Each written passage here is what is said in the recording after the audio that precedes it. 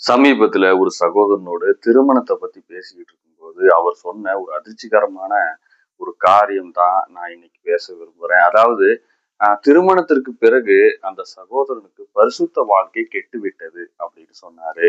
இதே கருத்தை பலரும் சொல்லி நான் கேட்டிருக்கிறேன். ஒரு சகோதரி கூட சொன்னாங்க, திருமணத்திற்கு முன்பு அதிக நேரம் ஜெபிக்கிறவளாக இருந்தேன், அதிக நேரம் தேவ சமூகத்துல செலவிடுகளாக இருந்தேன். ஆனால் திருமணத்திற்கு பிறகு எனக்கு அதுக்கு முழுமையாக தடையானது. திருமணம் என் வாழ்க்கையை, என் ஆவிக்குரிய வாழ்க்கையை முழுமையாக கெடுத்து விட்டது அப்படின்னு சொல்லி நான் கேட்டிருக்கிறேன். இந்த காரியம், இந்த ஒரு கருத்து பல கிறிஸ்தவர்களிடையே இருக்கு அப்படிங்கிறதுனால அதை குறித்து நம்ம வேதம் என்ன சொல்லுது அப்படிங்கிறத பத்தி இன்னைக்கு பார்ப்போம்.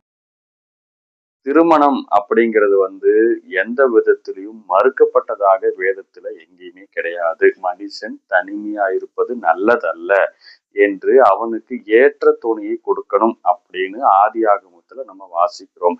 சோ தனியா இருக்கிறது என்னைக்குமே நல்லது இல்லை அப்படின்னு ஆண்டவர் சொல்றாரு. இருந்தாலும் ஆண்டவருக்காக வாழ்றேன் அப்படின்னு நிறைய பேர் திருமணம் செய்யாம வாழ்றாங்க. அது அவங்களுடைய தனிப்பட்ட கருத்தை தவிர வேதம் யாரையும் திருமணம் செய்யக்கூடாது என்று சொல்லவில்லை. தனிமையா இருப்பது நல்லதல்ல அப்படின்னு தான் ஆண்டவர் சொல்றாரு.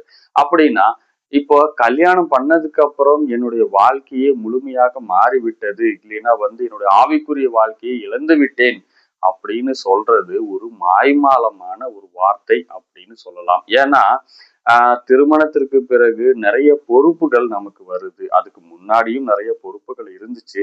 இருந்தாலும் நமக்கான நேரமும் காலமும் சரியாக வகுத்து கொள்ள தெரியாமல் தான் திருமணத்திற்கு பிறகு ஜெப வாழ்க்கையிலும் சரி, வேத வாசிப்பிலும் சரி, தேவ சமூகத்துக்கு போவதும் சரி, நம்ம நிறைய அவாய்ட் பண்றோம். இன்னும் சொல்ல போனா தேவனுக்கு முக்கியத்துவம் கொடுக்காமல் மற்ற காரியங்களுக்கு, மனைவிக்கும் பிள்ளைகளுக்கும் மற்ற குடும்ப காரியங்களுக்கும் முக்கியத்துவம் கொடுப்பதால் தான் திருமண வாழ்க்கை நமக்கு ஒரு பெரிய இடையூறாக தெரிகிறதே தவிர வேதத்தின்படி ஆண்டவர் எங்கேயுமே திருமணம் கூடாது, இல்லைன்னா திருமணம் உன்னுடைய ஆவிக்குரிய வாழ்க்கையை கெடுத்து விடும் அப்படின்னு எங்கேயுமே சொல்லல அப்படிங்கிறது தெள்ள தெளிவா இருக்கு. ஏன்னா தனிமையா இருப்பது நல்லதல்ல. நான் முன்னாடியே சொன்னது போல தனிமையா இருந்தால்தான் போராட்டம் அதிகமாகும். இதே கருத்தை முன்வைக்கும் போது பலரும் சொல்லுகிற விஷயம் என்னன்னா, திருமணத்திற்கு பிறகு உறவு கொள்கிறது எனக்கு மிகப்பெரிய ஒரு இடையூறாக இருக்கு, ஆவிக்குரிய போராட்டமாக இருக்கு அப்படின்னு சொல்றாங்க. சோ திருமணத்திற்கு பிறகான உறவுகள்ல தான் எனக்கு பிரச்சனை, உறவு இல்லாம இருந்தாலே நான் பரிசுத்தமா இருப்பேன் அப்படின்னு நிறைய பேர் சொல்றாங்க. இதற்காக சில முக்கிய நாட்களில் ஈஸ்டர் அல்லது கிறிஸ்துமஸ், அதே மாதிரி ஞாயிற்றுக்கிழமைகள் அப்படின்னு இந்த மாதிரி முக்கியமான நாட்கள்ல நாங்கள் உறவு வைத்துக் கொள்ள மாட்டோம், ஏனால் நாங்கள் பரிசுத்தத்தை பாதுகாத்துக் கொள்கிறோம் அப்படின்னு சொல்றவங்க நிறைய பேர் இருக்காங்க.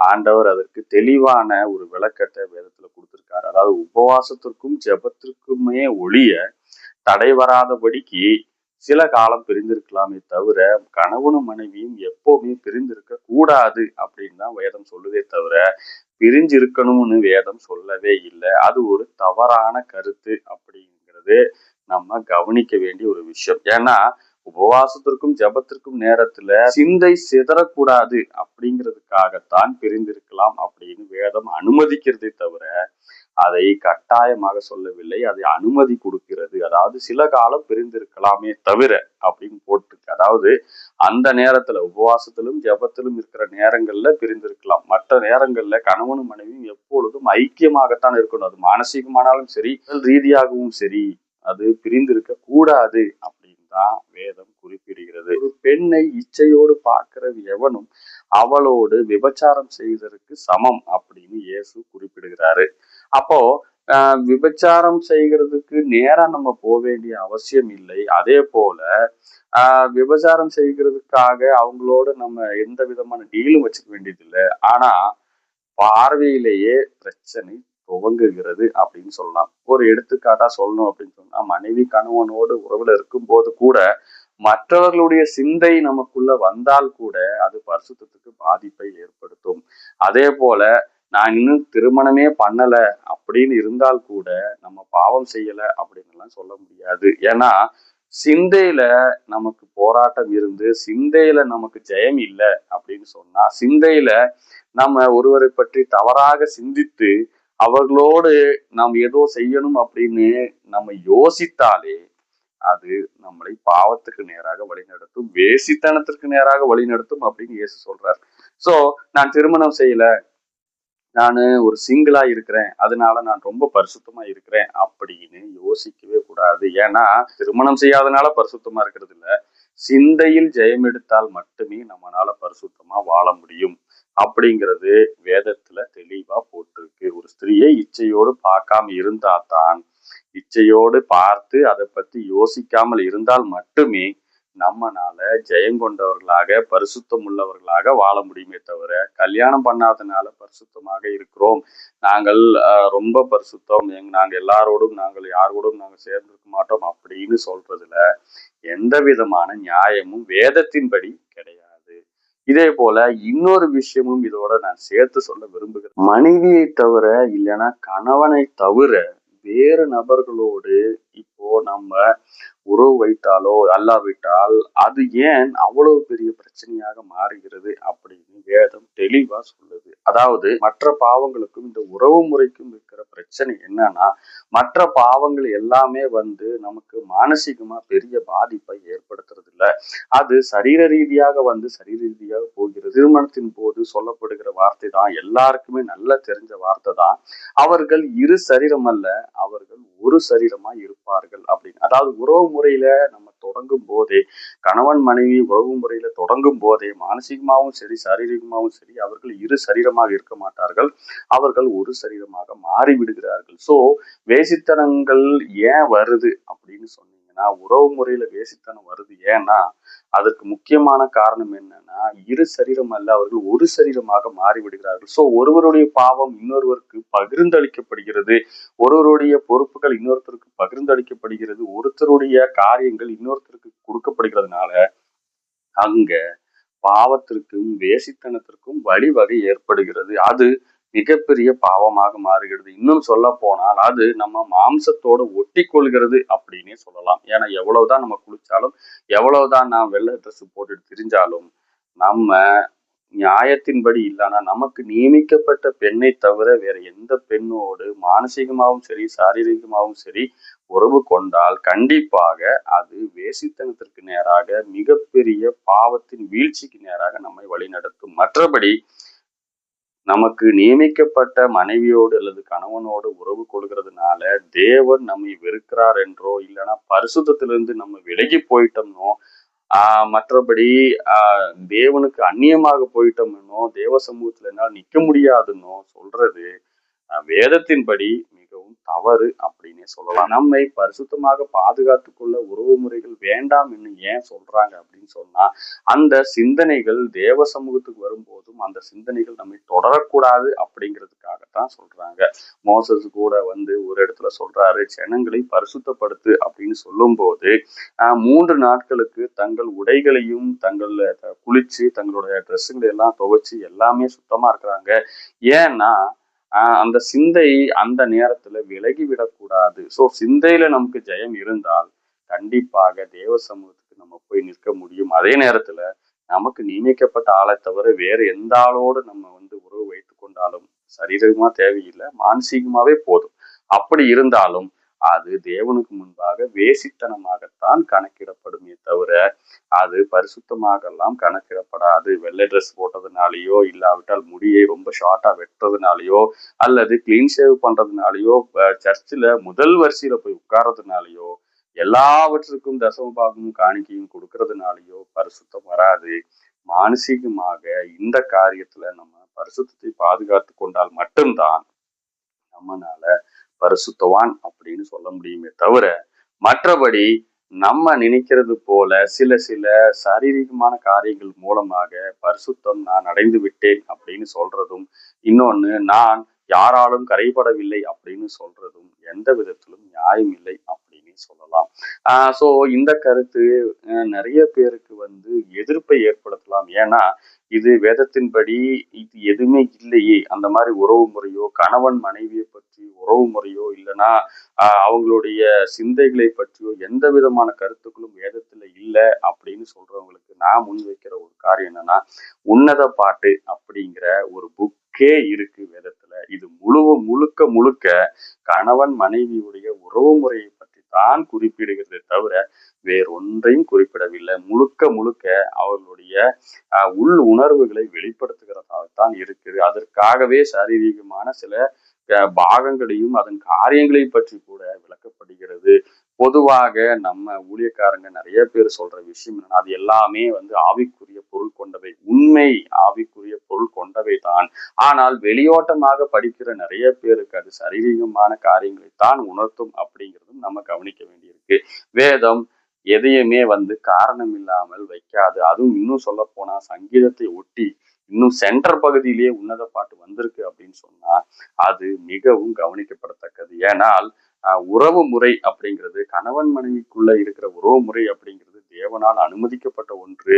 அது அசூசிப்படாமல் இருக்கணும் அப்படின்னு பவுல் சொல்றாரு. அதே மாதிரி அசூசிப்படுத்துறவங்களுக்கு அந்த தண்டனையும் நியாயம் தீர்ப்பார் அப்படின்னு அதே வசனத்திலே குறிப்பிட்டிருக்கு. அதாவது வேசிக்கல்லராகவும் விபச்சாரக்காரராகவும் இருக்கிறவர்களுக்கு கண்டிப்பாக அதற்கான நியாய தீர்ப்பு உண்டு அப்படின்னு அந்த இடத்திலேயே பவுல், அந்த வசனத்திலேயே பவுல் தெளிவாக விளக்குகிறார்.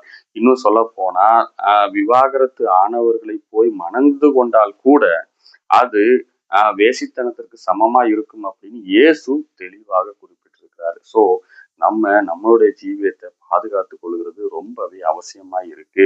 அதே போல இன்னொரு கருத்தையும் நான் முன்வைக்கிறது என்னன்னா கணவன் மனைவியுடைய உறவை பற்றி கூறும் போது பவுல் குறிப்பிடுகிற ஒரு முக்கியமான விஷயம் என்னன்னா, நான் சபையையும் கிறிஸ்துவையும் பற்றி பேசிக்கொண்டிருக்கிறேன் அப்படின்னு சொல்றாரு. அந்த கருத்தையும் அவர் முன் வச்சுட்டு கணவன் மனைவிக்குள்ள இருக்கிற உறவு முறைகளை பற்றி அவர் தெளிவாக விளக்கிவிட்டு அங்க முன்வைக்கிற ஒரு விஷயம் என்னன்னா, அது சபைக்கு நிழலாக இருக்கிறது, அது கிறிஸ்துவுக்கு நிழலாக இருக்கிறது அப்படின்னு அவர் முடிக்கிறார். அதாவது ஆவிக்குரிய ஒரு ஜீவியத்திற்கு இது ஒரு நார்மலான ஒரு எடுத்துக்காட்டாக இருக்கிறது. அந்த அளவிற்கு அன்பு கூறுதலும் அந்த அளவிற்கு ஐக்கியமும் குடும்பத்துல இருக்கணும் அப்படிங்கிறத பவுல் அழுத்தி சொல்லியிருக்காரு.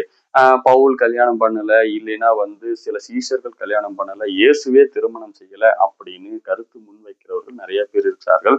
அப்படி அவர்கள் இருந்ததால தான் அவர்கள் பரிசுத்தமாக இருந்தார்கள் அப்படின்னு கருத்து வைக்கிறவர்களும் இருக்கிறார்கள். ஆனால் இயேசுவுக்கு திருமணம் செஞ்சு குடும்ப வாழ்க்கையை நடத்திக்கிட்டுலாம் போறதுக்கெல்லாம் இங்க நேரமும் கிடையாது. இன்னொன்னு, அவர் வந்த பர்பஸ் அதுவும் கிடையாது. அதனாலதான் இயேசு திருமணம் செய்து கொள்ளவில்லை. சீஷர்கள் இயேசுவின் மீதான அன்பினாலும் சுவிசேஷத்திற்காக ஓட வேண்டும் என்ற வைராக்கியத்தினாலும் சிலர் திருமணம் செய்து கொள்ளாமல் இருந்தார்கள். மற்றபடி நிறைய சீஷர்கள் திருமணம் செய்து கொண்டார்கள். அதற்கு பிறகு பின்னாட்களில் வந்த கிறிஸ்தவர்களும் கூட திருமணம் செய்து கொண்டார்கள். அப்படின்னு பார்த்தா திருமணம் தான் நம்மளுடைய பரிசுத்த ஜீவியத்திற்கு எதிராக நிற்கிறது அப்படின்னு சொன்னீங்கன்னா நம்ம யாருமே திருமணம் செய்து கொள்ள முடியாது. அது வேதமும் அனுமதிக்காது அப்படிங்கிறது தான் உண்மை. சோ திருமணம் எந்த விதத்திலும் நமக்கு பரிசுத்தத்திற்கு எதிரானதல்ல, பரிசுத்தத்திற்கு ஊக்கமானது. இந்த பாயிண்டோட சேர்ந்து இன்னொரு கருத்தையும் நான் முன்வைக்கிறேன். அதாவது முப்பரு நூல் வேகத்திலே அந்து போகாது. அதாவது தனிமையா இருக்கிறதோட ஒண்டியா இருக்கிறவனை விட சேர்ந்து வாழ்கிற அந்த வாழ்க்கை அப்படிங்கிறது பகிர்வுக்கும் அன்பிற்கும் குறைந்து நம்ம டவுன்ல இருக்கும்போது நம்மை தூக்கி விடுகிறதற்கும் எல்லாவற்றிற்குமே ஏற்றது திருமண வாழ்க்கையாக இருக்கிறது. இதையெல்லாம் கடந்து திருமணம் அப்படிங்கிற ஒரு சம்பவம் பைபிளுடைய துவக்கத்துல ஆரம்பிக்குது. ஆதி ஆகமத்துல நம்ம வாசிக்கும் போது ஆதாமுக்கும் ஏவாளுக்கும் ஆண்டவர் திருமணம் செய்து வைக்கிறார். அதே போல வெளிப்படுத்தல், பைபிளினுடைய கடைசி புக்கான வெளிப்படுத்தலுடைய கடைசியில நம்ம பார்க்கும்போது ஆட்டுக்குட்டியானவருக்கும் திருமணம் செய்து வைக்கப்படுகிறது. அந்த திருமணம் நடைபெறுவதாக நம்ம பார்க்கப்படுகிறோம். சோ இப்படி வேதத்துல திருமணம் அப்படிங்கிறதுக்கு ரொம்பவே இம்பார்ட்டன்ஸ் கொடுத்துருக்காங்க. சோ ஆவியானவர் ரொம்பவே இம்பார்ட்டன்ஸ் கொடுத்துதான் வேதத்துல திருமணத்தை குறிப்பிட்டிருக்காங்க. சோ திருமணம் எந்த விதத்திலும் பரிசுத்தத்திற்கு எதிரானதல்ல, மாறாக திருமணம் என்கிறது நம்ம வாழ்க்கையின் ஒரு பகுதியாக இருக்கிறது. தேவைப்பட்டால் நம்ம யூஸ் பண்ணிக்கலாம், தேவையில்லைன்னா நம்ம ரிஜெக்ட் பண்ணிக்கலாம். நமக்கு பிடிச்ச சாப்பாடை நம்ம சாப்பிட்ற மாதிரி தான். ஸோ அது தேவையா இருக்கா அதை யூஸ் பண்ணிக்கலாம், அது தேவையில்லைன்னா நம்ம சாப்பிடாம இருந்துடலாம். ஸோ அதனால திருமணம்ங்கிறது பரிசுத்தத்துக்கு தடையான ஒரு காரியம் அல்ல. மாறாக பரிசுத்தத்திற்கும் திருமணத்திற்கும் எந்த விதமான சம்மந்தமும் கிடையாது. திருமணம் ஆனாலும் சரி, ஆகாவிட்டாலும் சரி, வருகிற போராட்டம் கண்டிப்பாக வரத்தான் செய்யும். நம்ம எதிர்கொள்ள வேண்டிய சத்துருக்களை நம்ம எதிர்கொண்டுதான் ஆக வேண்டும். எல்லா விதமான பாவக்கிரியைகளும் இந்த உலகத்துல கண்டிப்பாக நம்மை வந்து சூழ்ந்து கொண்டுதான் செல்லும். ஆனால் அதிலிருந்து தப்பிக்க தேவனுடைய பலத்தை பெற்றுக்கொண்டு நாம் எப்படி ஜெயித்து ஜெயம் கொண்டவர்களாக கர்த்தருடைய வருகைக்கு போறோம் அப்படிங்கிறது தான் இதுல கவனிக்க வேண்டிய ஒரு விஷயம். ஸோ இந்த மெசேஜ் உங்களுக்கு கண்டிப்பாக சில வெளிச்சங்களையும் சில கருத்துக்களையும் முன் வச்சிருக்கும் அப்படிங்கிறதுல நான் விசுவாசிக்கிறேன். இதை பற்றிய உங்களது கருத்துக்களை கமெண்ட்ல சொல்லுங்க. அதே போல எங்களுக்கு தனிப்பட்ட முறையில எழுதணும் அப்படின்னு நினைச்சீங்கன்னா அரேசன்ஷைன் 09@gmail.com அப்படிங்கிற அந்த இமெயிலுக்கும் எங்களுக்கு மெசேஜ்களை அனுப்பலாம். அதற்கான பதில்களை கண்டிப்பாக நாங்கள் உங்களுக்கு அனுப்புகிறோம். உங்களுக்கு தெரிந்த உங்களுக்கு இது பிரயோஜனமா இருந்திருக்கும் அப்படின்னு நான் நம்புகிறேன். அப்படி இருந்தால் கண்டிப்பாக உங்க நண்பர்களோடும் இதை பற்றிய காரியங்களை நீங்க ஷேர் பண்ணலாம். அதே மாதிரி இந்த வீடியோவையும் ஷேர் பண்ணி நிறைய பேருக்கு வேதத்தை பற்றியும் வேதம் சொல்லுகிற கருத்துக்களை பற்றியும் குழப்பங்களையும் நீக்கிறதாக மாறும் அப்படின்னு விசுவாசிக்கிறேன். கர்த்தர் நம்மை ஆசீர்வதிப்பார்.